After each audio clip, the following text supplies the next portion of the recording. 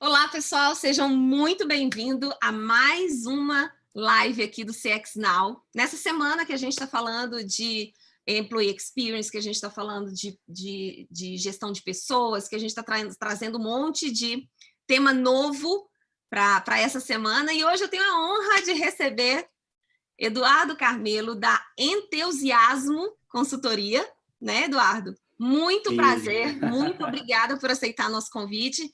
Eu queria te pedir, Eduardo, para se apresentar, contar um pouquinho da sua trajetória profissional, falar da sua consultoria, dos projetos que você toca. Fica à vontade. Boa noite, Clau. Boa noite, meus amigos. É um prazer estar com vocês aqui. Eu sou o diretor da Entusiasmos Consultoria, é uma boutique de conhecimento. Nosso propósito é qualificar as organizações e os líderes para que eles possam inovar e gerar propostas singulares de valor em ambientes de complexidade. Então, a gente tem uma área de consultoria que faz transformação digital, transformação cultural e transformação estratégica, e tem uma área que faz toda a formação das capabilities de liderança para lidar com essas grandes transformações que vão acontecer. A gente tem mapeado, né, depois da pandemia, o próximo grande desafio vai ser em 2024. Então, há toda uma Já tem até mudança previsão, muito de bom. tecnologias emergenciais e o grande desafio mesmo são os intangíveis, né? Que é cultura, lidar com liderança, lidar com pessoas. Então, a gente tem aqui um portfólio as grandes empresas, elas querem ser ágeis e inovadoras. Aí a gente tem um portfólio de startups, as startups são inovadoras, com 25 pessoas. Quando elas viram 250 pessoas, elas começam a perder o ritmo de inovação e o ritmo de impacto da inovação. E a gente trabalha muito com gestão pública também, que tem um movimento muito bacana agora, porque o CNJ está trazendo gestão da inovação para a gestão pública. Então, é um movimento, ao mesmo tempo, agridoce, né? Agridoce no sentido de que tem muitas coisas bacanas acontecendo, mas tem um grande número de líderes e empresas com uma dificuldade muito grande de codificar esse novo mundo e fazer entregas de valor, sabe? É isso, esse é o meu background. Rapidamente, né? E rapidamente, né? E rapidamente, exato. Rapidamente. A gente costuma dizer, né? Quem não tem sistema de inovação precisa ter sistema de inovação. E quem tem sistema de inovação precisa ser rápido, né? Precisa criar velocidade nesse processo, né? Agora, Eduardo, você escolheu um tema que fala dos desafios da questão de performance e inovação nos tempos de hoje. Perfeito. Por que você escolheu esse tema e o quanto ele é importante para hoje em dia aqui? Eu acho que todos que estão nos assistindo aqui, de alguma forma, eles vão compreender esse desafio. Como a gente tem trabalhado muito com esse estudo de 2024, das grandes tendências que vão acontecer, então, você vai ter tecnologias emergentes acontecendo nos próximos 2 anos. As duas mais importantes a inteligência artificial, saindo do primeiro estágio, que é o que a gente está acostumado com os assistentes pessoais, a gente fala com a Siri, né? Fala, Siri, acende a luz, Siri, liga para a Clau. Quer dizer, o assistente pessoal é um mordomo que a gente tem para fazer coisas que a gente podia fazer, mas não quer fazer. Essa é a primeira fase. O segundo estágio da inteligência artificial é quando você começa a projetar com a inteligência artificial.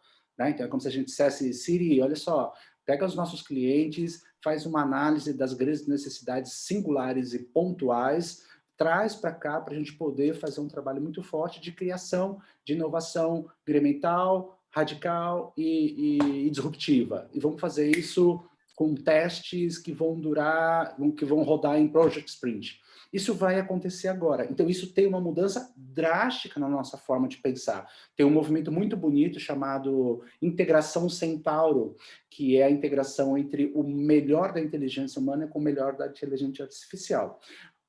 E aí é uma reflexão. Nós ainda não estamos tão preparados para a inteligência artificial. E quando entrar essa segunda fase, quem já tiver mais inovador, mais tecnológico, mais próximo isso, gera uma vantagem competitiva praticamente exponencial.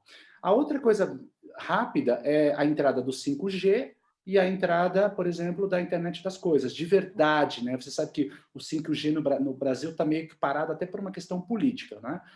Por causa de uma lei, uma loucura isso. Mas quando isso estoura, você abre um novo fenômeno, quer dizer, aí, quando estoura a internet das coisas, tudo vai ser wearable e a gente vai ter Conectado. tudo vai ser conectado. Então, isso, para quem já estiver mais próximo dessa crista de inovação, tem uma grande chance de ganhar vantagem competitiva nisso. Estamos lá, ponto. Aí, Agora, só para finalizar, porque a questão do desempenho e inovação é que essa questão é uma inspiração no Christian Clayton, né? No Clayton Christensen, desculpa, que trouxe a inovação disruptiva e que trouxe o dilema da inovação. E é o que a gente tem sentido na pele, quer dizer, as empresas de inovação, elas estão trabalhando e elas começam a crescer e elas começam a ficar divididas, porque elas têm que gerar toda a burocracia que elas não imaginavam que nunca teriam, né? E aí elas perdem ritmo de inovação.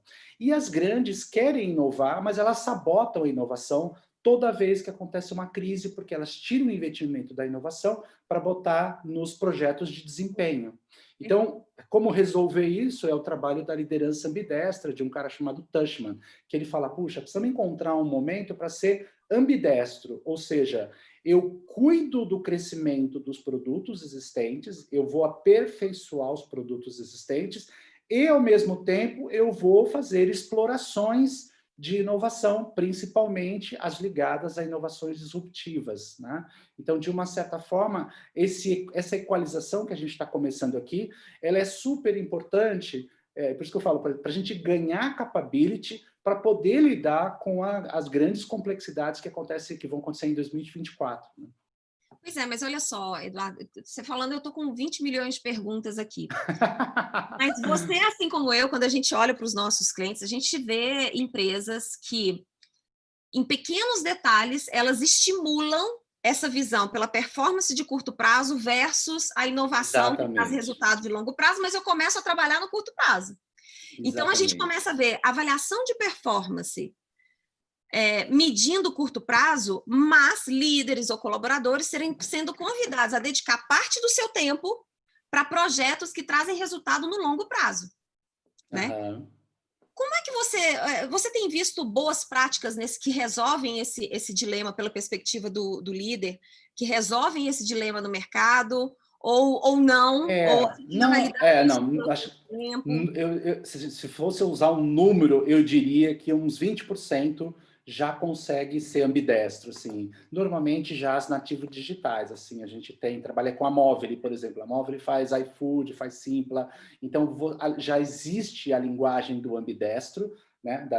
Já é linguagem natural, e aí você, quando faz... Os projetos mais consistentes são projetos que, primeiro, eles começam com uma inovação que a gente chama de estrutural, ou seja, eles criam um lab, né? O Itaú com o Cubo, Oxigênio, eles criam um laboratório justamente para blindar esse grupo de inovadores em relação à gestão tradicional. Né? Então, você começa a trabalhar com o Lab e é super bacana. O Magazine Luiza já vai fazer 10 anos nessa história. Agora, por exemplo, o Magazine Luiza começa a dizer o Lab é interessante, estrutural é legal. Agora, a gente precisa mudar, fazer um shift para contextual. O que é contextual? Contextual é fazer com que a organização mãe, vamos assim dizer, também comece a pensar e agir como uma startup, né? Porque quando você faz o estrutural, pinta um produto novo e eles jogam para o portfólio. Mas eles já começaram a perceber que para essa mudança que vem aí, não dá para ter essa distinção. Só que dá trabalho fazer o contextual. Tá? Mas qual é a vantagem do contextual? Quem já tem um modelo muito bem organizado de inovação, o que acontece? Começa a trazer as capabilities daquela cultura, né, daquele aquário, para dentro da organização, para essa organização se tornar, para esse transatlântico se tornar, se não um jet ski, né, um transatlântico grande. E aí começa a ter os projetos muito bacanas. Eu acho que um dos cases mais legais que eu vi, que todos nós conhecemos, que é da Microsoft, né? 2 cases muito legais, que é o da Microsoft, quando o Satya Nadella entra, olha que legal, né? Quando ele entra, né, a Microsoft já era uma marca com brand de velho, né? Olha que eles são, né? Que Isso era dá mais ou mesmo. menos 7 Uhum. anos atrás, né? Já tinha um brand de velho, assim, ultrapassado e tal. E o cara chega, ele faz uma coisa incrível, ele dá treinamento de design thinking para 22 mil funcionários, assim, né? Porque, assim, a coisa é séria, vamos aprender design thinking para quê? Para usar o design thinking, não necessariamente para pensar em modelos de disrupção, que pode ser, mas para usar dentro de casa para corrigir design estratégico, cultura, processos ruins, eliminar Fantástico. feudos. É fantástico, porque você começa a falar, então eu sou de finanças, eu vou mudar o mundo da minha empresa? Não, mas eu vou pegar o conhecimento de design e vou tentar modificar um processo, vou tentar melhorar uma coisa específica aqui, e isso vai oxigenando endemicamente a organização, sistêmica e endemicamente a organização. O case da Adobe é muito bonito também, né? O que eu posso falar, né? Porque eles me permitiram, mas se você estuda mais do que eu isso. O case do iFood, das inúmeras inovações que eles conseguiram fazer agora na pandemia é fantástico, é fantástico. E só dá para fazer isso ou se você já está numa estrutura ambidestra, numa gestão ambidestra, estrutural ou mesmo contextual. Então, e aí que, voltando a pessoas, né, você traz um engajamento fantástico para as pessoas, porque para gente inteligente, a coisa que mais desengaja dentro de uma empresa é senso de injustiça e Uhum. burocracia, ou seja, ele é impedido de fazer as coisas rápidas e ágeis. Ele é inteligente. Então, a gente tem exemplos aqui que é um absurdo, né? Que a empresa fala, agora vocês vão ser todos inovadores, né? Mas vocês vão precisar respeitar os nossos processos burocráticos aqui. Entende? Aí as pessoas piram, né? Por isso que, inclusive, quando você trabalha com ágil, com manifesto ágil, com as squads, você tem que blindar mesmo, porque é pesado as estruturas arcaicas, né? E isso Blindar e dar autonomia, porque se não tiver blindar e dar autonomia para autonomia, poder. exatamente. Então você vê, aí você vai fazendo esse trabalho de equalização muito bom para poder, ao mesmo tempo, dar vazão e exploração a um grupo de pessoas que estão buscando entender e codificar os nossos clientes, os clientes deles, enquanto você tem um grupo que está cuidando do crescimento, mas numa outra forma, né? Que a gente fala, cuidar no sentido de aperfeiçoamento, ou seja, é uma melhoria, é uma inovação incremental. Uhum. E a coisa mais importante, que é a coisa mais difícil, é você conseguir mudar, porque a gente gosta muito de falar de cultura, né? A gente fala, cultura é tudo, cultura. Mas, na verdade, hoje, se você for mais a fundo, você vai descobrir que, na verdade, cultura ainda é organizada pelo design da empresa. E é o design do sistema que precisa ser modificado. E aí é difícil, entendeu? Porque eliminar pipelines de liderança, remunerar por desempenho, não por cargo, não por hierarquia, fazer todo isso, eliminar lobby e aumentar todo o esforço em inovação, aí é a pergunta que você fez. Começa a ser muito desafiador esse processo, né? Exato. Mas é inevitável, porque a gente sabe, né? Gente inteligente, talento inteligente, não suporta muito esse modelo. Então, Uhum. eu até escrevi um artigo no LinkedIn que é super forte, que é a tristeza que dá nas pessoas quando vem bons talentos se demitindo da organização, né? Os caras não dão conta, não dão conta daquilo. Então, É, olha que interessante. Tem o hard, tem os soft skills, mas o Seth Godin, que é um cara que eu adoro, fala muito também. do real skills. Eu estou adorando o real skills, assim, sabe? Porque a gente tem que... Nós ainda temos um mindset muito dicotômico. Não sei se você concorda com isso, dicotômico maniqueísta. Ou a gente faz isso, ou a gente faz aquilo. E tudo que é futuro é pensamento sistêmico, a integração dessas polaridades. Por isso que design é muito bacana, porque o design trabalha com a ciência e com a arte de uma maneira muito harmônica.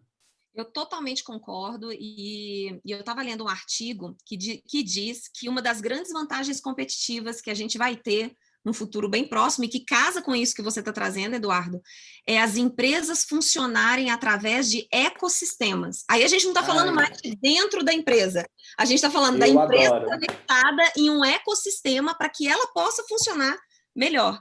E a grande vantagem competitiva que esses ecossistemas trazem para aquelas empresas que fazem parte desse ecossistema, né?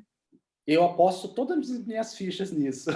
Também. Porque ó, em 2017 eu fui para o Vale do Silício, 2018 eu fui para Dubai, 2019 eu fui para Israel. Esse ano eu ia para a China, mas abortou por causa do Covid.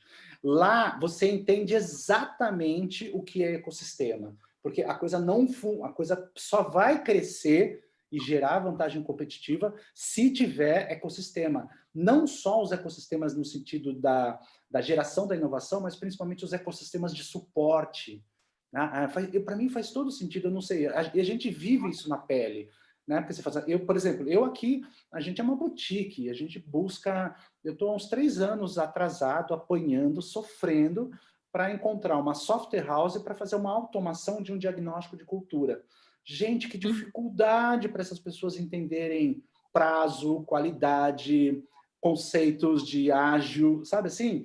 E aí você fala assim, poxa, precisa... Eles no Vale falam muito sobre isso. Você precisa crescer o ecossistema para poder garantir estabilidade de inovação. Olha que bacana. Então, eu adoro isso, sinto na pele e aposto muito, muito nesse desenvolvimento. Agora, Eduardo, você trouxe um ponto de profissionais que já têm essa orientação, cabeça mais aberta, orientação à inovação, e precisam disso, mas vamos falar dos outros profissionais que às vezes enxergam os hubs da vida, as centrais de inovação e tudo mais como uma ameaça, como um pessoal que só fica viajando na maionese e tudo mais. O que você tem para dizer para esses profissionais que até agora não viraram a ficha? A gente nem sabe se vai virar ou se não vai virar, mas esses profissionais que não enxergaram ainda que as coisas estão mudando e estão mudando muito rápido, né? Essa é uma questão que eu vejo praticamente todo santo dia, sabe, Cláudia? Porque quando as empresas que optam por fazer uma inovação estrutural e criar os seus labs, existe uma espécie de ciúmes interno, não velado, né? Porque o lab, o que é o lab? O lab é colorido, o lab tem Coca-Cola de graça, o lab todo mundo vai de chinelo, leva o cachorro, e aí o lab fica no andar de cima da empresa. Né? Aí os caras que estão no desempenho ali, né, na cultura tradicional, passam, olha aqui e fala, meu Deus, né, eu estou todo santo dia sendo cobrado por caixa a curto prazo, por indicador e não sei o que lá, e ali aquele povo lá é o povo, né, viajando, Shangri-La, é o povo Shangri-La. Né? Que ele e aí, a parte forte. Exatamente. E aí, agora, eu acho que a gente teve uns 4 anos assim, mas agora eles estão percebendo da importância de desenvolver mindset digital, mindset do design, mindset ágil, mindset sistêmico, mindset... porque as empresas agora, eu acho que elas... Sabe aquela ideia do aprende pelo amor, aprende pelo autoconhecimento e aprende pela dor, né? Então, agora elas se deram conta que elas estão no autoconhecimento. Mas tem muitos profissionais que eu acho que eles estão muito passivos nesse processo, mas isso tem a ver com a nossa educação corporativa, tem a ver com a nossa cultura de educação, que é uma educação muito paternalista, né? Tanto que você deve perceber isso. As empresas, a educação corporativa, por exemplo, elas estão, na pandemia, elas deram milhões de cursos, elas não sabem quanto, elas têm 50 cursos, 100 cursos, e aí a gente fez uma pesquisa aqui e comprovou que as pessoas que fazem os cursos online, somente, não mais do que 3% elas conseguem adquirir aquele curso e impactar, melhorar sua performance, Clau. Olha que loucura. Por quê? Porque é uma mentalidade ainda de MBA antigo, né? Então, o vídeo tem que ser de 3 minutos, eu jamais posso assistir um vídeo de 1 hora. Eu não... Textão de 4 coisas. Eu não vou fazer se não tiver um café bom. A gente teve um projeto aqui que foi absurdo. A empresa comprou formação de Harvard, deu de graça para os gestores, para 200 gestores. Sabe quantos assistiram? 3. Então, tem uma questão cultural muito importante, assim, que o Harari é aquele cara que escreveu o Homo Sapiens, ele no 21 Ideias, ele ligou, e eu escrevi um texto já sobre isso. Não é que a inteligência artificial está contra a pessoa. São as pessoas que não se interessam por esse mundo novo. Então, o que a gente tem que fazer? Parar de ficar dando informação para as pessoas e devolver para elas a responsabilidade por esse aprendizado. Porque não está dando certo, a gente está oferecendo, as empresas estão oferecendo. Mas aí é um modelo muito paternalista ainda, onde é o modelo onde eu só quero assistir, não quero pegar Customer Experience, né? Assim, ó, eu fiz uma aula de Customer Experience, e agora? Ah, legal. Não, legal não. Agora você tem que pegar esse conhecimento e aplicar no seu ambiente de trabalho e mudar um indicador. Então, o que a gente mudou lá? O NPS saiu de 6,8 e foi para 7,6. Opa, legal. A entrega do produto era de 7, passou a 3 dias. Opa, bacana. E isso ainda vai ser valorizado, tem que ser valorizado, né? Então, a massa ainda, respondendo a sua questão, a massa ainda, ela parece que está num mundo meio, numa bolha, que está achando que isso não vai atingi-los. A gente está todo santo dia com isso, né? A área farmacêutica, por exemplo, está sofrendo muito. Agora, até o final do ano, vai ser muita gente demitida, mas muita gente demitida. E aí, quando você conversa com essas pessoas, elas falam assim, nossa, mas e agora? Eu tenho que arrumar o meu LinkedIn? Eu tenho que fazer um currículo? Não, você tinha que pensar em interligar suas capabilities com digital, com inovação. Cadê o seu projeto de inovação? Por isso que a gente fala muito da equalização, né? E a estratégia é uma coisa. E lá na ponta, a gente sempre pergunta, tá, quantos projetos você tem, tá lidando? Quantos desses projetos é aperfeiçoamento e quantos são de inovação, né? Então, eu acho, Cláudio, que tem um desafio grande que eu não queria que fosse pela dor. Então, por isso que a gente trabalha o autoconhecimento. Exatamente. Né? Por isso que a gente dá consultoria. Exatamente. Você sabe que uma vez eu fui assistir... A gente recebeu aqui no CX Now o Buzzarello, que é da Tecnise. Uma vez eu fui assistir uma palestra... Exatamente, eu fui assistir uma palestra dele e ele virou e falou assim, o nosso problema... Buzzarello, né, que eu sou fã demais. O nosso problema não é a inteligência artificial, é a ignorância natural. Eu acho incrível isso.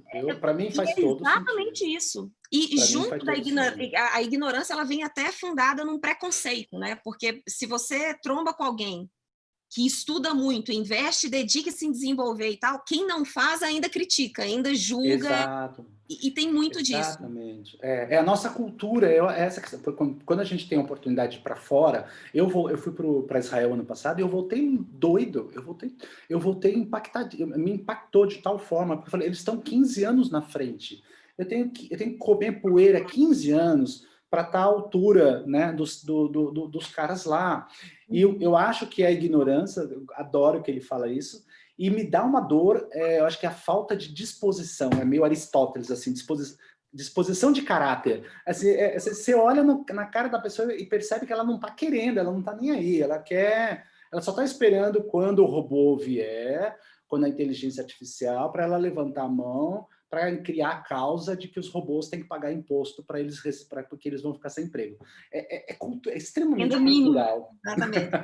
Agora, eu queria insistir no ponto, Eduardo. Eu tenho uma percepção, e talvez esteja muito errada, mas eu ainda estou aprofundando nisso, que a remuneração de executivos, da maneira que ela é estruturada hoje, ela talvez incentive ao não olhar para a inovação na velocidade que precisa.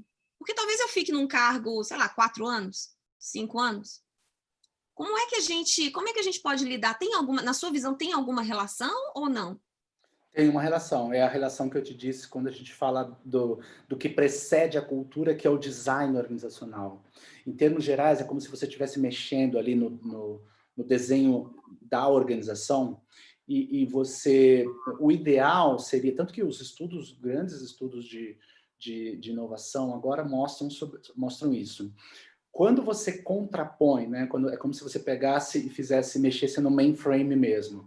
Quando você cria a remuneração incentivando uma carreira gerencial e o distanciamento entre os pipelines, eles são muito altos, quer dizer, o cara começa com 1.000, depois vai para 2.000, depois ele vai para 50.000. Tem uma distância muito grande. Então, esse design está incentivando, o sistema está incentivando que, ao invés de eu entrar num pipeline de capacitação, de inovação, de entrega, de risco, eu vou escolher a hierarquia. Por quê? Porque a hierarquia paga mais e não tem o risco gerencial, mas não tem o risco da inovação, tem o risco de manter. Então, um elemento é a remuneração, tanto que eles dizem, poxa, por exemplo, no Vale do Silício, isso tem uma diferenciação. Então, não que você não tenha hierarquia, mas a distância financeira não pode ser tão grande, entendeu? Porque, então, quer dizer, o cara tem que ganhar não mais do que 5, 6 vezes, não 20 vezes. Porque senão cai nesse sistema que a gente conhece bem, que você põe um CEO, o contrato dele é de 1,8 meses, ele mexe no aspecto de custo e financeiro, e depois vai embora, ganha uma puta grana e vai embora, e a organização fica focada no custo, mas perde todo o investimento de inovação, entendeu? E um elemento é remuneração, o outro elemento é feudos, lobbies versus projetos de inovação, né? Então, assim, a gente pega lá o moleque estagiário que entrou 1 ano, ralou, já criou projetos incríveis, está fazendo uma história, na hora de botar alguém no cargo, quem entra? Entra o amigo do tio, do pai do cara lá, não entra o cara de performance. Então, você vê que tem um problema entre lobby, relacionamento ou alguém que está trabalhando. E o terceiro elemento é o elemento de esforço, sim, que eu acho que esse é o que eu deveria mais ser incentivado, que essa é quase uma tristeza, né? Porque você faz a pergunta para qualquer pessoa dentro de uma empresa, das suas 40 horas semanais, quantas horas você tem para fazer projetos de inovação? Google, né? Você tem 20% da sua carga horária semanal para entrar com projetos? Quem tem, Clau? De verdade, quem tem? Né? E aí você vê uma angústia, porque o esforço... Bom, você gasta muito... Aqui na gestão da singularidade, a gente fez um estudo e mostrou que aproximadamente 70% dos líderes gastam 70% do seu tempo com apagar de incêndio, retrabalho, atividades improdutivas, feudos, disputa de poder... e nada de inovação. Olha que interessante, né? Então, por isso, Clau, que a questão tem muito ligado, mais do que a cultura, que a gente gosta de falar muito de cultura, mas o que precede a cultura. Então, você é super inteligente e já sacou. Como é que eu vou desenhar o sistema corporativo para que o sistema não conflita com o que está acontecendo na ponta, né? Senão a gente fala de inovação, mas no fim do mês é caixa a curto prazo. A gente vai receber aqui na sexta-feira a Fabiana Dutra, da Fiat, e ela vai falar de design organizacional. Maravilha, maravilha. Vinculado à employee experience, como é que isso vincula ao business, porque falta isso, né? A gente está falando disso tudo, de todos esses desafios, né? Desde o design organizacional, a questão da cultura, a questão de mentalidade mesmo, individual ou coletiva, vamos dizer assim. E aí eu te questiono, como é que você tem enxergado o papel do RH num cenário desse? Ai, Cláudio, eu tenho tantas críticas em relação ao RH, eu apanho tanto dele. Eu sou de RH e eu estou saindo fora de RH. Né? Eu sinto que, com raríssimas exceções, né, o RH era alguém que...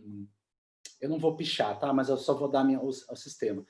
O RH, ele deu para o marketing o Customer Experience. Não era para marketing, porque quem cuida de pessoas era o RH. O RH deu o embaixador da gestão do conhecimento para a TI.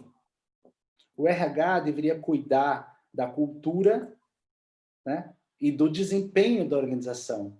E isso meio que está escapando da mão deles.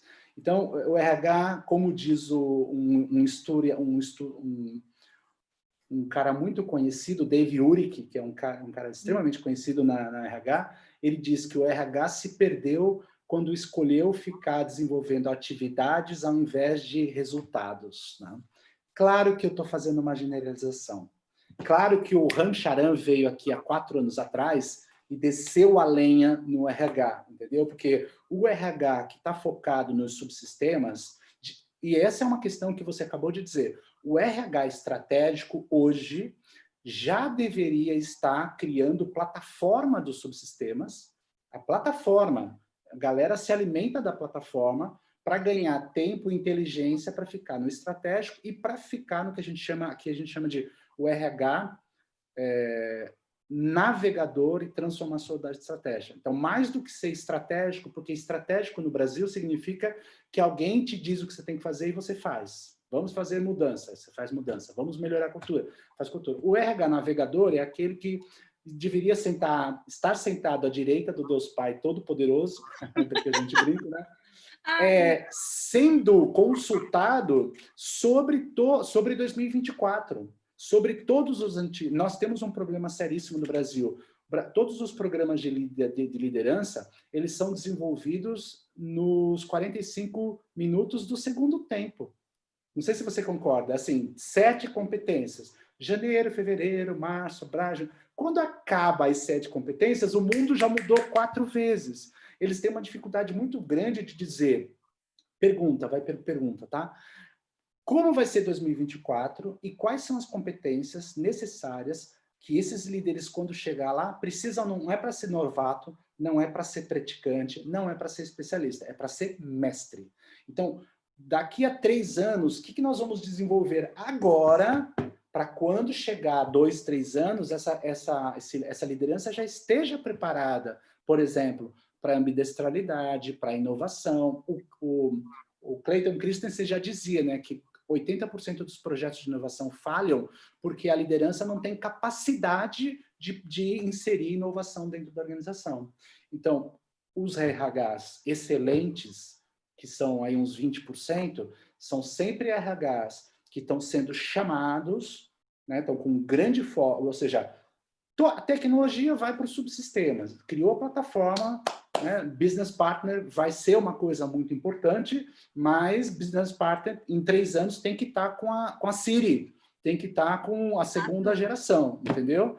E aí, esse Business Partner vai estar muito mais com uma pegada de disrupção, de apoio sistêmico à organização como um todo, ajudando na liderança ambidestra para poder dar conta desse intangível. Porque se ele não fizer, os outros departamentos estão fazendo, né? E aí eu sinto, porque eu sou de RH, o RH naturalmente está perdendo muito valor. Não sei se você percebe isso há muito tempo.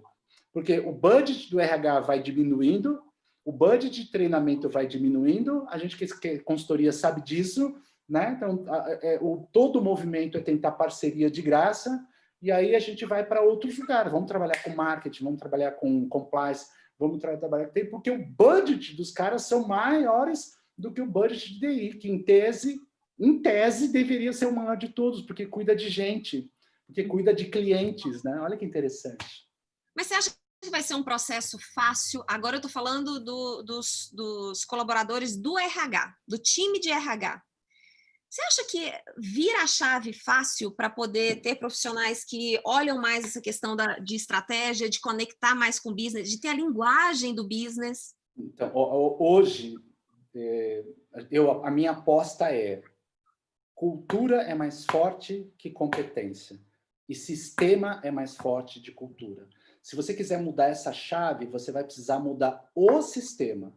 Não ficar só dizendo para as pessoas, seja inovador, seja isso, seja ágil, seja digital, se o sistema e a cultura não está desenhada para fomentar e cobrar isso, né? Então, eu acho que se você quer ver uma grande mudança no RH, quando tiver uma mudança onde esse RH vai ter X horas da sua semana para está 100% alocado para ajudar projetos de inovação.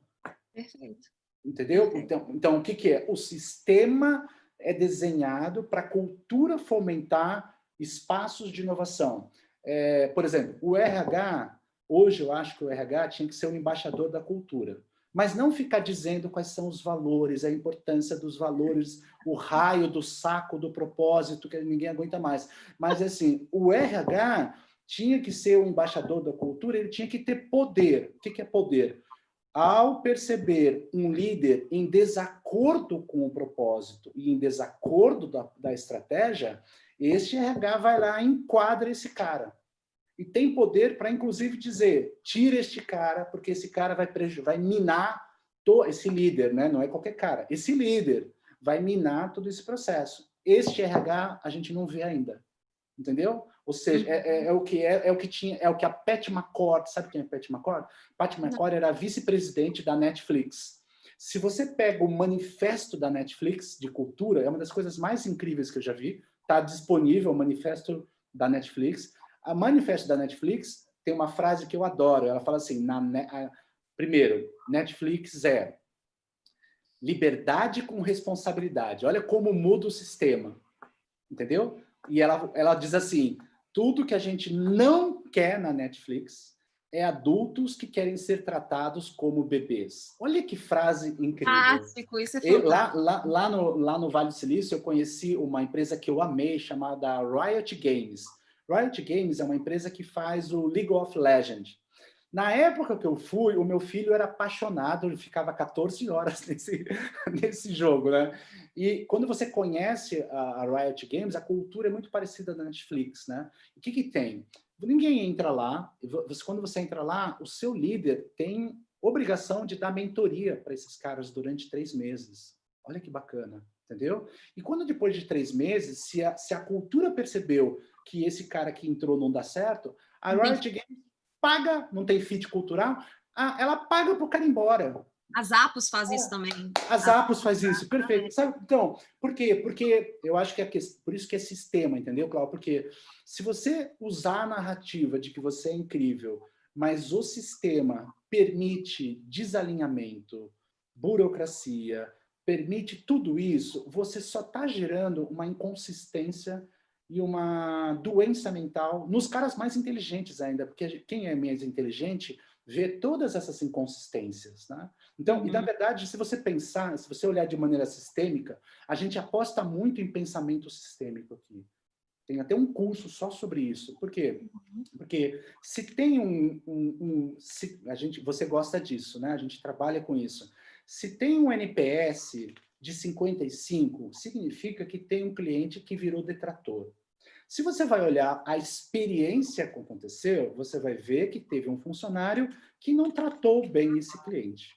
Quando você vai aprofundar, você descobre que ele não tratou bem porque ele estava sendo pago para proteger a meta de finanças e não proteger o que foi prometido para lá.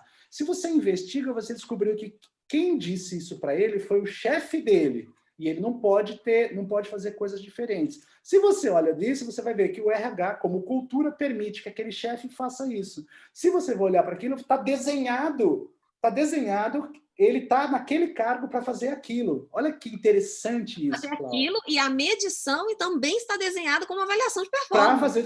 Para fazer aquilo. E o que a gente gosta a avaliação de performance que a gente faz, né? A própria Gallup, o Buckingham e a Deloitte comprovaram que o tipo de avaliação que a gente faz de desempenho nem engaja e nem melhora o desempenho.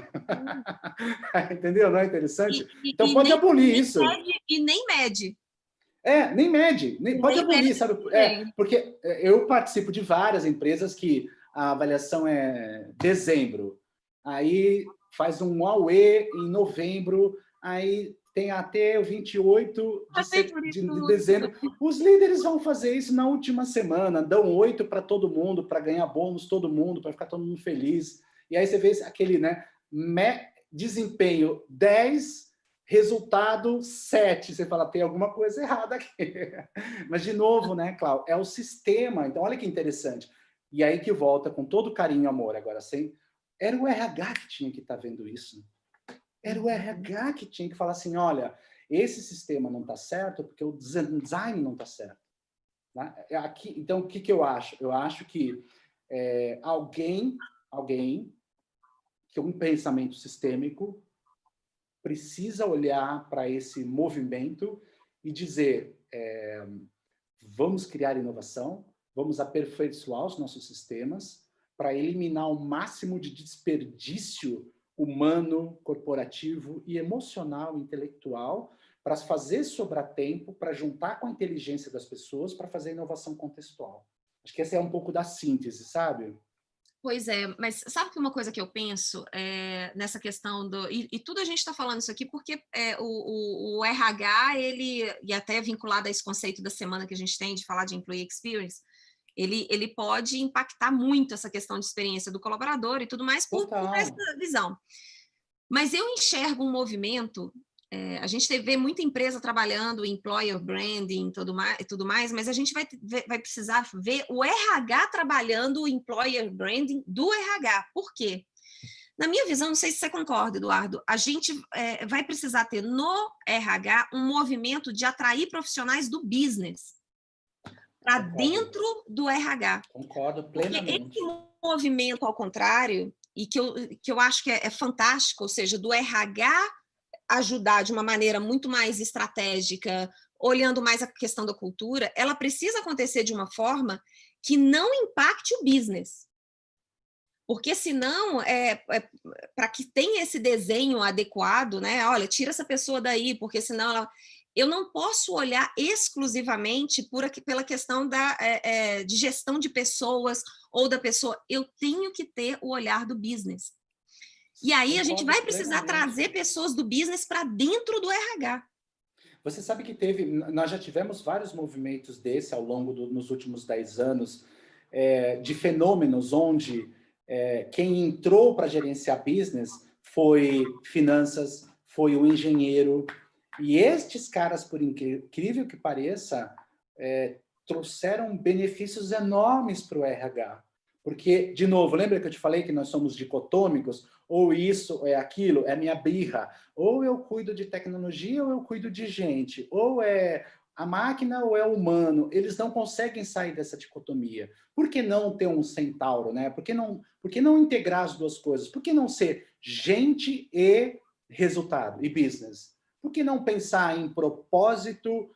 Porque eu trocaria a palavra propósito, juro por Deus. Eu usaria resultados com alma e contexto. Eu usaria isso. Resultados com alma. Tem que ter alma, mas tem que ter as duas coisas. É muito louco isso que eu te falo. Quando eu fui para Israel, você toma esse choque, porque eles não entendem isso. Você fala assim para ele, a gente tem um projeto de humanização da empresa. Eles falam, o que é isso, humanização? Né? Porque eles não já está integrado, eles não conseguem pensar separados. É fantástico, então eu concordo 100% com você. Se o RH consegue trazer gente com expertise sistêmicas, né? Se você tem um case da IBM sobre onboard, que eu acho maravilhoso, o case da IBM, né? Então, era assim, fazia o onboard, aí o RH fazia uma festa no primeiro dia, dizia como era incrível, a marca empregadora era fantástica, lá. Aí, no final do 15 dias, passava o NPS, porque o IBM usa NPS, aí dava lá baixíssimo. Aí, o que nós estamos fazendo? Será que está faltando coxinha? Será que está faltando purpurina e tal? Aí tem alguém do RH que diz, vamos fazer design thinking, vamos procurar a jornada de verdade para compreender. Aí que era assim, fazia o onboard o primeiro dia. Aí no segundo dia não conseguia entrar na catraca, não tinha o crachá da catraca. No terceiro dia não tem o computador para trabalhar. No quarto dia chegava com o líder, que o líder nunca falava com ele. Bom, a experiência toda era terrível, né? Aí teve um santo que falou, vamos olhar sistemicamente, vamos. Vamos trazer os responsáveis pelas diversas áreas para pensar junto nesse sistema, como ser melhor? Pensaram juntos, trabalharam juntos, criaram uma squad para isso, e em 15 dias a experiência passou, eu não lembro o número agora, mas assim, passou de 55 para 87, né? Então, o RH tem essa força, que eu acho que ele tem essa força, ele tem esse poder, e ele precisa ser ambidestro. Ele precisa sair da bolha do gamification, do cuidar das pessoas, de uma bolha da narrativa de causa e ir criar resultados com alma. Por isso que eu falo, eu não quero mais propósito, eu quero resultados com alma. Eu gosto muito do que você trouxe, porque eu acho que isso, já experimentei extrema eficiência quando o RH entende muito bem de business. Muito bom. Olha só, temos uma persona que ha ponido, creo que es vital que las empresas vayan construyendo o fusionándose a otros ecosistemas. Carlos Sim. Ninho, conhece? Carlosinho, não, acho que não. Gracias, Carlos. Gracias. Fabiana Dutra, eu fiz um MBA do Dave Urich e ele ficou 30 minutos falando, meu Deus, da hipocrisia do RH. O livro, The CMO of People, olha que legal, o livro The CMO of People, fala do futuro do RH. Comente. Eu tive com o Dave Urich em 2018, acho. Ele veio para o Brasil num evento da Anshan e eu fui lá palestrar com ele, era lá em Campinas, né? Então, o Dave Urich fala declaradamente isso, o Rancharan fala declaradamente isso, e que são expoentes americanos, né? Obviamente já tem uma outra visão. Eu não quero... inclusive, a cultura do RH tem uma dificuldade de compreender isso, porque ele mais se ofende do que entende como um feedback bacana, certo? Mas o fenômeno está dado. Eu acho que quando você entra num RH, eu participei de 3 congressos de RH só na pandemia, congressos enormes. Vou lá, falo sobre design thinking, falo sobre aprendizagem na complexidade, falo sobre o RH navegador, e quando você vê os top trends, você já sabe, né? Você já sabe quais são os top trends, entendeu? Então, assim, você fala assim, Deus do céu, não tem sustentação essa questão, sabe? Acho que eu brinco, né? Com todo respeito, porque eu tenho vários amigos, de vez em quando eles ficam bravos comigo, né? Mas, assim, isso, é tão simples, né? O mundo é tangível. Não é, por isso que eu brinco, lembra, até antes, né? Falei, não vamos usar essa palavra cuidar. Não é, ninguém precisa ser cuidado, você precisa ser melhorado. O Steve Jobs disse isso, né? Não se trata de cuidar das pessoas, se trata de fazerem elas melhores. Eu acho que é essa a questão. Eu acho que mais do que cuidar de pessoas, a gente precisa preparar a capacidade inovadora delas para elas lidarem com 2024. Você tocou nessa questão mais importante. Nós não conseguimos ver, no geral, as pessoas interessadas no futuro. Elas estão passivas ainda. Tá saindo gente agora, está sendo demitida, e você vai conversar. As pessoas, primeira coisa, elas são demitidas, vêm pedir emprego, né? Como se a gente pudesse dar emprego. Mas, assim, você vê o nível a falta de preparação, né? Então, acho que é um RH que tem que fazer exatamente assim, ó, existe uma ligação entre atividades, competências e resultados. Linka resultado com competência. Não faz uma análise de estamos com problemas de relacionamento. Eu brinco, né? Problema de relacionamento, curso de relacionamento. Problema de comunicação, dinâmica de comunicação. Problema de experience, aula de experience. Aí você faz a aula, faz a história e não modifica o indicador. Aí aí você fala assim, finanças não valoriza a gente. Gente, ele passou 3 ciclos percebendo essa coisa. Então, por isso que o seu budget está menor. Eu acho que essa talvez seja a coisa mais dura para dizer para o RH. Seu budget está caindo a cada ano.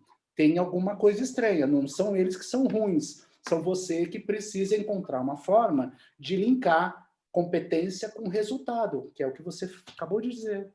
Agora, Eduardo, vamos vincular isso tudo que a gente está falando ao desenho de uma estratégia de employee experience quando a gente olha o ciclo de vida inteiro do colaborador. Então, lá, recrutamento, seleção, onboard, desenvolvimento, tudo. Né? Até a questão da demissão, aposentadoria, promoção, sucessão, sucessão, né? Ou seja, todas as etapas do ciclo. O que significa experiência do funcionário para você? Quando a gente olha tudo isso que a gente falou até agora, e a gente imagina a gente desenhando, fazendo design de uma experiência de funcionário, qual que é a base dessa experiência? O que é isso para você? Para mim, a base é coerência.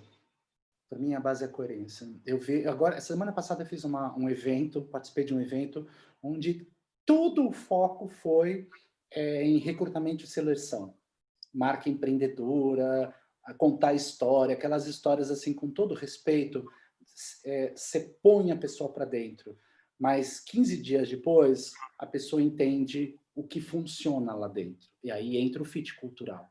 Então, um exercício de fazer recrutamento e seleção de 5.000 formas, não é nem o começo da história, porque ali você está contando a história, mas ele vai ver a verdade da marca nos primeiros 15 dias. E aí, quando você desenha essa jornada, o que precisa ter? Não é só o onboard, é ele chegar lá e ele saber, tem OKR? Quais são os meus OKRs? Eu estou alinhado? O meu líder pode me apoiar? Eu tenho uma equipe que vai me apoiar? Eu tenho tempo para, se eu entrei aqui para fazer performance, eu gasto o meu tempo trabalhando com performance? Ou eu gasto o meu tempo com burocracia, com alinhamento, com desalinhamento? Eu acho que a melhor é Netflix, para mim. E a Riot Game que eu vi. Ou seja, nós continuamos pensando sempre em input e esquecemos do middle put. Aí não tem input. Esquecemos do meio, né? Esquecemos do meio. E este meio, na minha perspectiva, é coerência estratégica. Então, todo o nosso trabalho de gestão da singularidade, o que a gente percebeu? Tem os engajados, tem os não engajados, tem os desengajados. O que um talento engajado quer? Gente, me dá norte. Gente, me deixa trabalhar. Gente, eu nem gosto de fazer lobby, eu nem gosto de fazer nhenhenhé, eu quero trabalhar. Eu quero usar todo o meu tempo para performar e para inovar. Para performar, para inovar. Como o nosso querido amigo acabou de dizer, eu quero estar num ecossistema onde eu olho para finanças, olho para compliance, olho para RH e eu vejo gente inteligente produzindo coisas.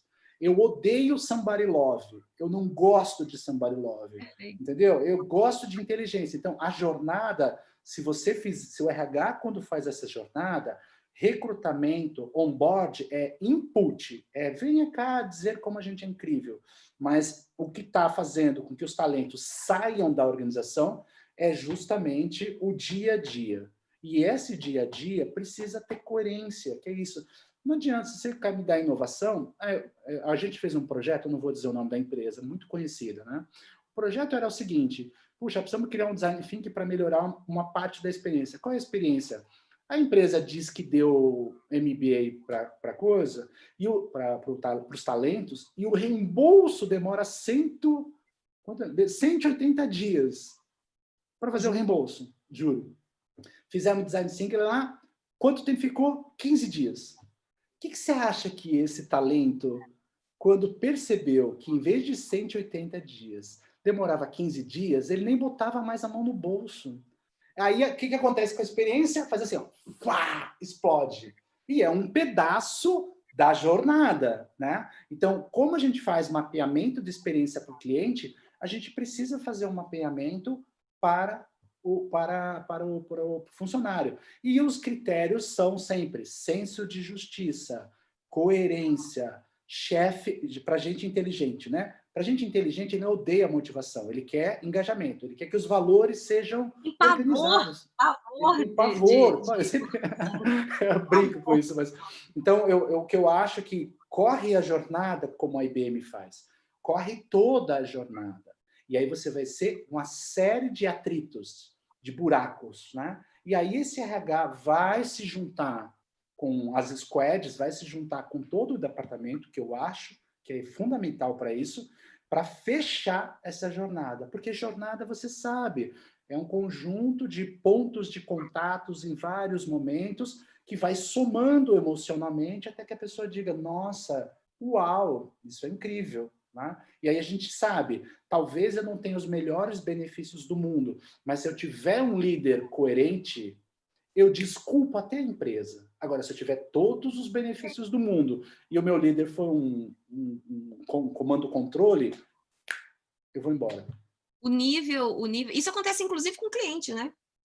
Quanto melhor Exato. a jornada e mais conexão emocional, mais tolerância ao erro, não quer dizer que pode errar, mas Exatamente, mais tolerância ao exatamente. erro o cliente tem, ou seja, ele não vai para as redes sociais, ele vai até você te ajudar a melhorar, né? Então, existe Exatamente. essa questão de aumento de tolerância a qualquer coisa. Ela Lembra, existe. lembra que eu falei que isto devia estar na mão do RH? Olha que interessante. Entendeu? Porque é similar, a gente tem esse projeto aí no meio, na comida, né? A gente analisa quem são os restaurantes, todos nós temos essa experiência, a gente pede por comida, é um domingo à noite, é um domingo do almoço, tá a família toda, tá aquele frisson, você pede, demora 40 minutos, você fica olhando, chegou, o hambúrguer veio errado, a Coca-Cola não veio, não sei o que lá, não sei o que lá. Você liga para o primeiro restaurante, ele nem deixa você ligar. Ponto, esse é o restaurante 1. Você liga para o restaurante 2, ele fala, olha, estamos sem motoboy, vai demorar 40 minutos. Aí você já pensa, vai ter briga, uns já vão comer, outros não vão comer, sempre quem liga é o culpado, eu já sou o culpado, já fico estressado. Você liga para o restaurante 3, ele fala, perdão, eu vou pegar em caráter de urgência, em 20 minutos ele está aí. Aí você liga para o quarto restaurante, isso a gente analisou, você liga para o quarto restaurante, você fala, meu, você não sabe o que aconteceu. Ele fala, é o seu Eduardo? É, pô, você sabe meu nome? Sei, a gente está rastreando, é sobre o pedido 42, 42, 42. É, erramos, 1000 desculpas. A gente já ia ligar para o senhor, fica tranquilo que nós já fizemos a comida e vai chegar em 3 minutos. Aí você fala, você desculpa. É isso que você está falando. Você fala, sério que vai chegar em 3 minutos? Sério? Não vai ter briga? Não vou ser culpado? Não, vai chegar em 3 minutos. Você fala, tá desculpado, tolero. Né? Agora, qual é o quinto? O que é o que está estudando? Ele analisa o seu comportamento de compra. Olha que lindo. Então, ele sabe que na sexta-feira você pede Coca-Cola, pizza e água com gás. E aí você chega na sexta-feira e às 8h28 você pede Coca-Cola, pizza e não pede água com gás. O sistema rastreia, manda um push para você e fala, oi Edu, tudo bem? Eu acho que você esqueceu aqui água com gás, a gente está mandando um mimo para você, né? Você fala, caramba, que incrível. E aí, só para finalizar, né? Dependendo do seu estilo de gestão, você será o 1, o 2, o 3, o 4, ou você será o efeito ou, que você conhece muito bem. Né? Ou você vai falar assim, caramba, então se eu não cuidar do meu desempenho, não vai me sobrar espaço para eu cuidar, para eu produzir inovação. E quem vai sentir isso na pele é o cliente. Com certeza. Agora, Eduardo, dá dica para empresas, não as empresas que já nascem, né, com essa mentalidade de inovação, que elas conseguem rapidamente adequar a experiência do cliente e a experiência do colaborador, mas vamos pensar em empresas complexas, de estrutura complexa. Estrutura complexa. Né? Ou seja, um tradicionais, B2B né? Pesados, tradicionais, que estão há anos aí, que você olha para a empresa, tem, sei lá, seus 5.000 funcionários, com uma estrutura antiga e que vem dando certo pelo resultado que tem, mas talvez para os próximos anos é que fica o ponto de interrogação. Se você tivesse que dar dica para essas empresas ou para o RH dessas empresas, de um passo a passo para elas entrarem mais com essa visão, seria o quê? Qual é a sua dica? Bom, a gente tem aqui um modelo de gestão de mudança, né? E esse modelo de gestão tem 6 passos. Primeiro, esse RH precisa cuidar do design organizacional. Precisa revisitar esse design. Quer dizer, olhar e dizer, peraí, vamos passar uma semana juntos para revisitar assim, quanto a gente está focado em caixa a curto prazo. Esse é o design que a gente quer no futuro. O nosso foco é nos nossos produtos mais conhecidos, os mais robustos. Nós vamos escolher os próximos 3 anos não ter inovação? Ou nós vamos brincar de inovação? Vamos fazer um design diferenciado? A partir desse design, então, vamos tentar modificar a cultura? Vamos traçar esse projeto, vamos traçar a expectativa de performance, Vamos olhar para essa cultura para dizer, vamos, eu sempre falo, né, a coisa, se tivesse uma coisa para fazer era criar, se tivesse uma única coisa, criar um ambiente de extrema confiança. Era isso que eu faria. Porque se você tem começa a inserir um ambiente de extrema confiança, as pessoas vão, número 1, poder dar ideias. Número 2, poder comunicar respeitosamente as incoerências do sistema. Número 3, poder questionar respeitosamente os seus líderes. Não no sentido de olhar para o ego, mas de poder olhar e dizer, chefe, com todo respeito, vamos resolver o sistema de TI, que é ruim, vamos resolver o processo que está dizendo, porque eu estou perdendo tempo. Se a gente tem design e resolve as coisas, eu vou ganhar tempo, a gente vai poder fazer a inovação. Entendeu? Se tivesse mas isso está dentro de cultura. Então, cria um design, comunica para as pessoas, muitas vezes, que a gente vai mudar. Dê a expectativa de performance, cria os OKRs, cria metas, alinha, né, desdobra tudo para as pessoas. Por quê? Porque se a pessoa tem um OKR e ela tem um pouquinho de liberdade, metade vem de cima, metade ela define os projetos dela. Então, você começa a criar uma cultura de autonomia que você disse, que é fundamental. Entendeu? Assim, permite com que as pessoas possam dizer, chefe, gente, nosso atendimento ao cliente está terrível. Né? Vamos ajustar. E aí ele fala, você tem alguma ideia? Tenho uma ideia. Fiz aqui design e tenho uma ideia. Então, tá a expectativa, você vai para o engajamento. A gente precisa cuidar, as pessoas estão cansadas nessas grandes empresas, elas não aguentam mais essas narrativas. Elas passam por gestão de mudança todo ano, elas vão falar, tá bom, mais uma mudança, daqui a 6 meses fica tudo igual. Eu acho que das ondas corporativas. Pois a gente vive ondas corporativas. Mas se eu fosse um CEO, né? Você pega os CEOs digitais, né? Primeiro que eles estão em contato direto lá, né? Se eu fosse um CEO, eu ia sentir vergonha disso, sabe? Assim, eu falei assim, não é possível que a minha... Eu como CEO, tenho que decidir, eu quero uma força operacional ou eu quero uma força pensante? Porque se eu quero uma força pensante, vou criar inovação, aí eu vou naturalmente engajar e vou naturalmente capacitar. É o quinto, eu preciso capacitar. E o último eu preciso acompanhar e a progressão da inovação, a progressão da estratégia. Senão, vira só um discurso e as pessoas sabem que daqui a 6 meses ninguém acompanhou. Então, você precisa ter um treinamento muito forte nessas novas capabilities. Né? E aí ter pulso quando você tiver líderes que não querem participar dessa jornada de inovação. Né? E aí você fala assim, ok, você não quer participar, você já mostrou, te convido você a participar de uma outra empresa, porque senão é esse pulso que precisa. Então, você tem o pulso da inovação, mas você também tem o pulso da coerência, que eu acho que a palavra, para mim, no Experience, é a coerência. Deixa o seu CEO olhar e falar uma coisa, você fala, bom, agora eu vou acreditar. No primeiro conflito, deixa o CEO apostar na inovação. Aí, pronto. Cada conflito que tiver entre entrego o que eu prometi para o cliente ou protejo a meta interna e o funcionário perceber que você está entregando o prometido, não precisa fazer mais endomarketing. Não precisa, porque as experiências, o aquário vai modificando, né? Tem uma coisa que eu falo, você me lembrou de duas expressões. Uma que eu falo muito, que é a coragem para descontinuar. Falta coragem para descontinuar. Para descontinuar o que vem fazendo. E na questão da confiança, você me lembrou um tema que tem crescido muito, e provavelmente você está acompanhando isso, que é a expressão de segurança psicológica. Sim. Então, é baseado nisso.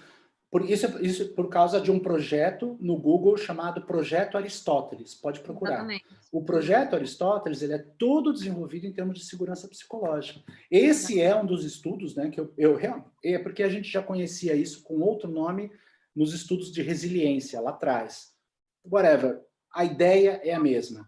Me deixa eu ter coragem para descontinuar, adorei isso, e me deixa eu poder dizer o que está falhando na jornada. Prontos, né?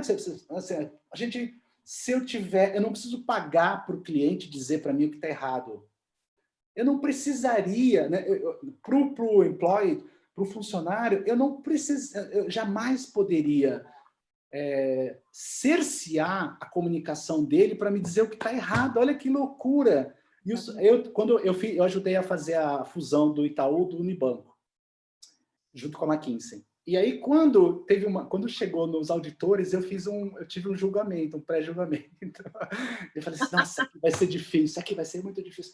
Nada, foi fantástico, era incrível. Era o Ricardo Balduin na época. O Itaú não era bobo, comprou o Ricardo da Price. Olha que interessante. E, cara, aquilo fluía. Aí eu tive amizade, tudo. Falei, Ricardo, o que você fez aqui? Né? Ele falou assim, Edu, vou te contar, foi difícil. Eu passei durante um ano em reuniões quinzenais, dizendo para a minha equipe, gente, vamos falar a verdade, pode dizer, não vai ter retaliação. Um ano, de 15 em 15 dias para as pessoas começarem a ter a confiança.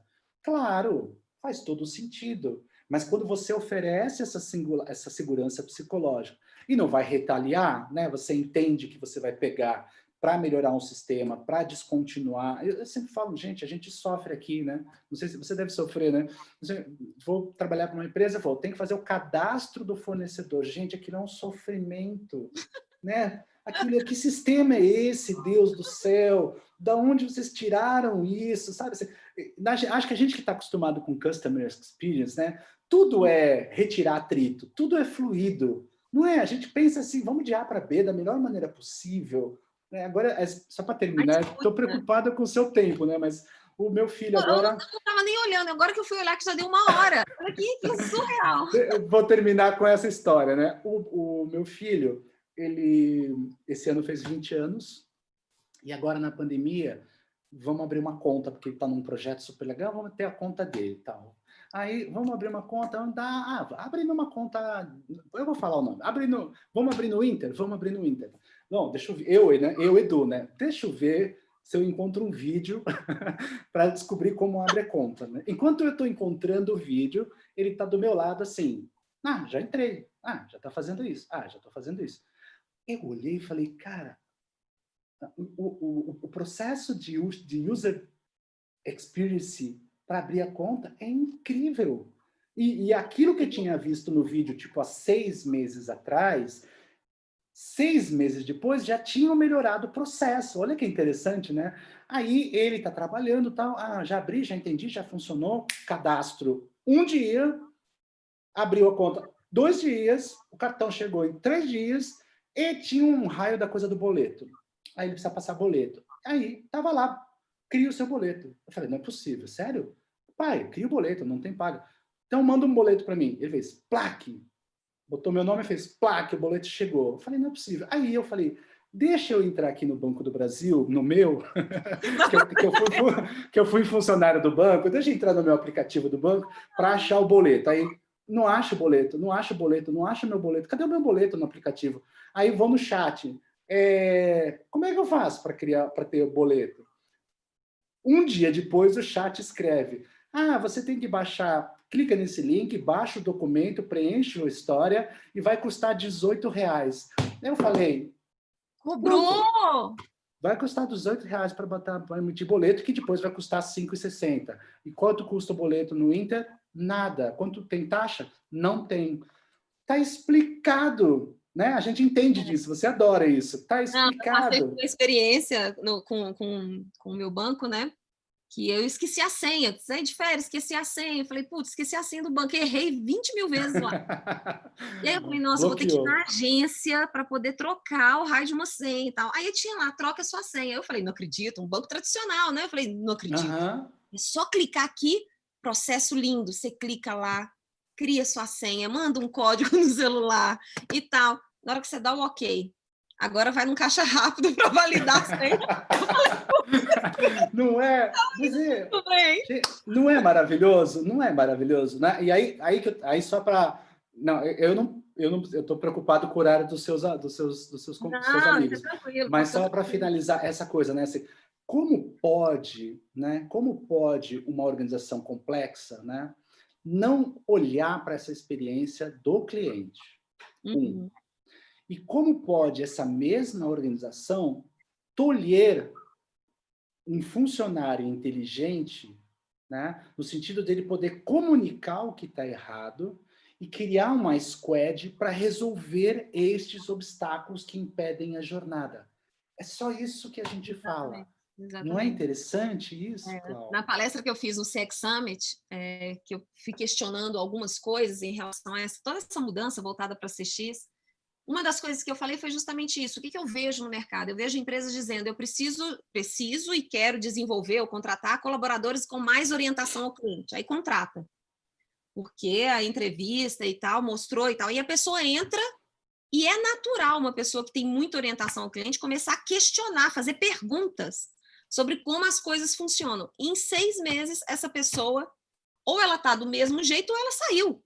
Está Então, explicado. É essa, olha só. e as pessoas, geralmente, que estão mais acostumadas, elas têm dificuldade de fazer perguntas certas sobre orientação ao cliente. Fantástico. Eu não sei onde a gente vai parar com isso, mas eu tenho visto aqui no Brasil empresas seguindo bons caminhos já, sabe? Me deixa muito feliz, porque desde de 2008, né, que eu venho nessa trajetória de CX, eu posso dizer que nos últimos 2 anos, Eduardo, eu não sei se você tem essa percepção também, a gente começa a ter bons exemplos de empresas que não são Tem, empresas que nasceram, né? Que tem. nasceram já orientadas ao cliente e tudo mais, mas tem empresas que estão tradicionais e que talvez não tenham criado os seus labs, os seus hubs e tal, mas internamente começam a fazer um movimento muito, muito interessante. Você tem visto isso nos últimos 2 anos? Tenho. A gente tem sentido isso aqui. A gente até tem orgulho de trabalhar com algumas organizações que você vê mudança cultural acontecendo em 6 meses e 1 ano. Fantástico. Mas precisa ter uma disciplina. A gente tem um projeto aqui lindo, tenho um orgulho de dizer que era um projeto mesmo que, assim, acho que foi o projeto mais rápido de cultura, de transformação cultural, mas por quê? Porque o presidente era Aí um tá o fofo. É um Uhum. fofo, porque o Brasil é hierárquico ainda. Então, quando você tem um presidente que não é aquele presidente que faz a palestra de abertura e não volta nunca mais, aquele presidente que está todo santo mês nas reuniões de cultura, olhando e dizendo, oh, foi mal, vamos mudar. Não, isso muda. Então, ele vai, e quando ele vai tendo essa atitude, vai cascateando nas camadas de liderança essa força. E aí você vai tendo, vai ser mais rápido. Tanto que eles, em 1 ano, resolveram as questões de desempenho, no ano seguinte já estavam mudando o modelo de negócio, são totalmente digitais. Eu acho que fico apaixonado. Então, tem vários segmentos. Eu acho que o que a gente, talvez o nosso grande exercício como consultoria, é ajudar a crescer esse ecossistema mesmo.